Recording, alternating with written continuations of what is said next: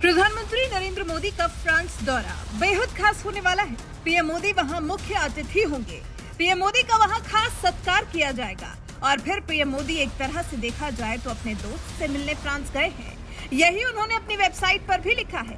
France दौरे पर जाने से पहले पीएम मोदी ने बताया है कि वो अपने दोस्त फ्रांस के राष्ट्रपति इमैनुअल मैक्रों के निमंत्रण पर 13-14 जुलाई तक फ्रांस की आधिकारिक यात्रा पर रहेंगे। पीएम मोदी ने खुद इस यात्रा को उनके लिए बेहद खास बताया है, क्योंकि वो फ्रांस के राष्ट्रीय दिवस या बेस्टिल डे समारोह में विशिष्ट अतिथि के तौर पर आमंत्रित किए गए।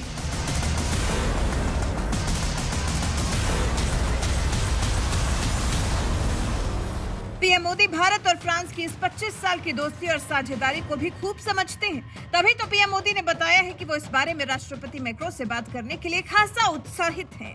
इसके साथ ही पीएम मोदी ने भारत की भूमिका को भी काफी अहम बताया है। जाने से पहले पीएम मोदी ने एक फ्रेंच अखबार को इंटरव्यू दिया है, जिसमें बढ़ते भारत का जिक्र किया है।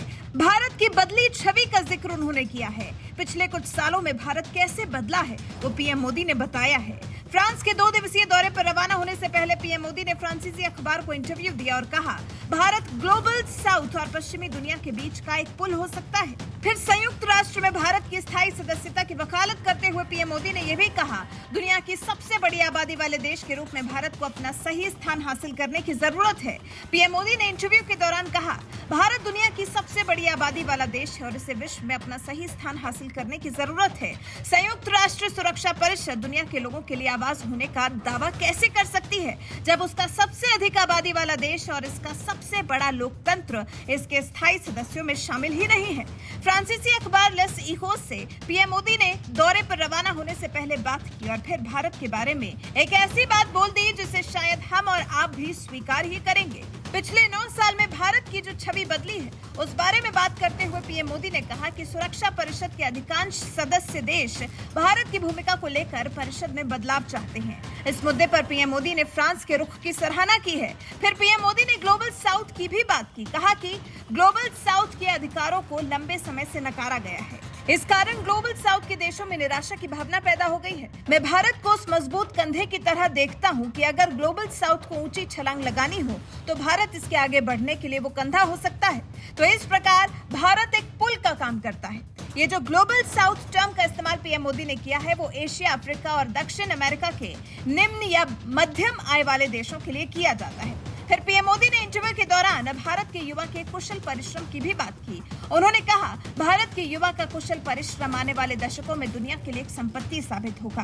फिर 2047 में अपनी 100वीं वर्षगांठ के लिए उत्साहित पीएम मोदी ने फ्रांसीसी अखबार को दिए इंटरव्यू में यह भी कहा कि वो चाहते हैं कि जब देश 2047 में आजादी की 100वीं वर्षगांठ मनाए, तब एक विकसित राष्ट्र हो। पीएम मोदी ने कहा, भारत नए आविष्कार और तकनीक में एक वैश्विक नेता होगा। हमारी अर्थव्यवस्था अवसरों का केंद्र होगी और ये वैश्विक विकास के लिए एक इंजन और प्रतिभा का स्रोत होगी। हम एक अधिक संतुलित बहुध्रुवीय दुनिया को आगे बढ़ाने में मदद करेंगे।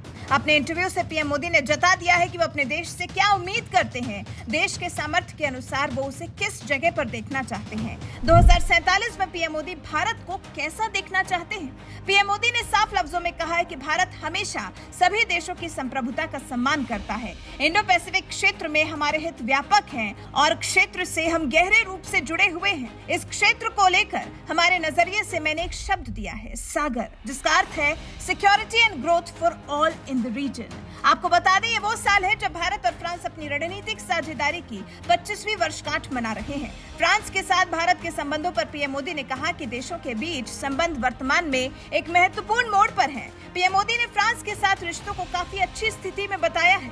पीएम मोदी ने कहा है कि दोनों देशों का रिश्ता मजबूत है और ये भरोसे पर टिका हुआ है। मुश्किल दौर में भी फ्रांस और भारत का रिश्ता स्थिर रहा है।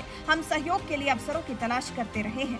अब फ्रांसीसी अखबार को दिए पीएम मोदी के इस इंटरव्यू पर आप क्या कहना चाहते हैं? जिस तरह से भारत की हित की, फ्रांस और भारत की दोस्ती की, भारत के भविष्य की पीएम मोदी ने बात की है, जिस तरह का दूरगामी विजन पीएम मोदी का अपने देश के लिए है, इस बारे में आपकी राय हमें कमेंट कर जरूर बताएं।